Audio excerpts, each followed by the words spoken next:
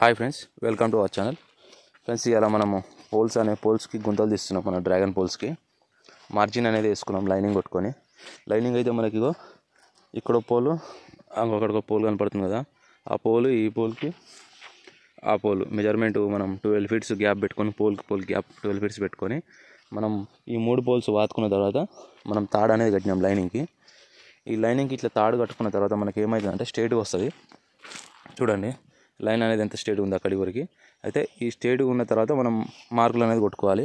ఎన్ని ఫీట్లకి కడిగి వాతాలి, ఎన్ని ఫీట్లకు గుంత తీయాలనేసి ఇట్లా మార్కింగ్ అనేది ఇట్లా చేసుకోవాలి. ఈ పోల్ దగ్గర నుంచి ఈ లైన్ ద్వారా, ఇదేమో బార్డర్ అనమాట, ఇది ఎడ్జ్, ఈ లైన్ కనపడుతుంది, ఇది బార్డర్. ఇది ఆ లైన్ మీదకి వెళ్ళి ఇట్లా గుంత తీసుకోవటానికి ఇట్లా మనము ఈ మార్జిన్ తీసుకున్న తర్వాత మనం ఈ పోల్స్కి గుర్తులు పెట్టుకొని, మార్కులు పెట్టుకొని మనం హోల్ అనేది తీయాలి. అట్లా తీసుకుంటే ఏమవుతుందంటే స్ట్రేట్గా వస్తాయి ఫ్రెండ్స్. మనకి ఈ లైన్ ప్రకారంగా మనకి ఎడ్జ్ పాయింట్ తీసుకుంటూ వస్తే స్ట్రేట్గా వస్తాయి.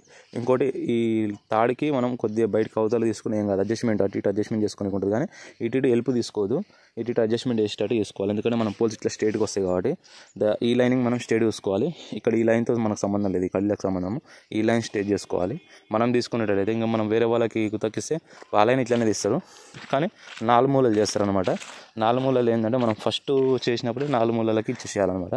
స్టార్టింగ్లోనే ఇస్తే దాని ద్వారా లైనింగ్ అనేది ఎక్కడ చూసినా 4 పోల్స్ స్ట్రేట్గా వస్తాయి. ఏంటంటే మన ల్యాండ్ అనేది క్రాస్ ఉంటుంది అనమాట. చూడండి, అక్కడేమో ఈ లైన్ ఏమో పొడుగు ఎక్కువ పోయింది, ఆడిపోయింది. ఇక్కడేమో 2 పోల్స్ తక్కువ అయింది.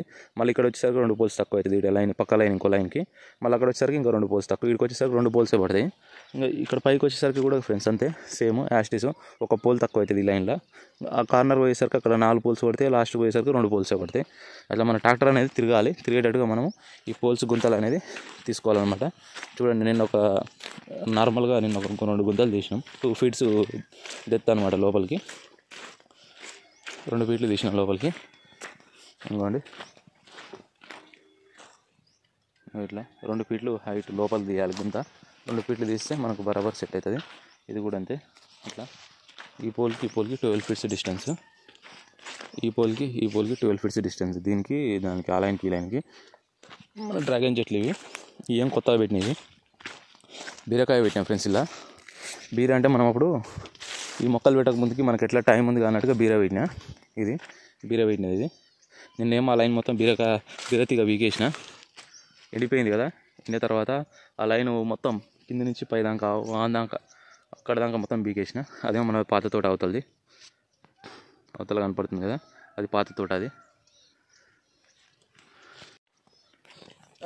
కడీలు వాతిన తర్వాత ఇట్లా సపోర్ట్ పోల్స్ అన్నీ వేసుకున్న తర్వాత చెట్లు ఇట్లా పెట్టుకుంటే ఇట్లా ఉంటాయి ఫ్రెండ్స్.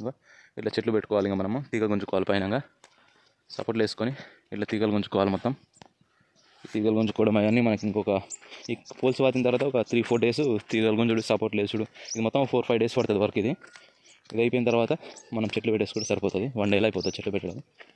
2 డేస్ పడ్డా ఏం కాదు, మన పని వాటి నిమ్మలంగా చేసుకోవాలి, నీట్గా చేసుకోవాలి అంతే. ఇంకా అట్లా మినిమం వరకు మనం చేసుకుంటేనే ఏదైనా మనకు వస్తుంది కాబట్టి మనం చేసుకోవడంలో ఏం లేదు, తప్పేం లేదు. ఇదే ముందర పెట్టాము. అప్పుడు అక్కడ బీరా ఉంది, అక్కడ పత్తి చేను ఉండే, అప్పుడు వర్క్ అనేది స్టార్ట్ చేయలేదు.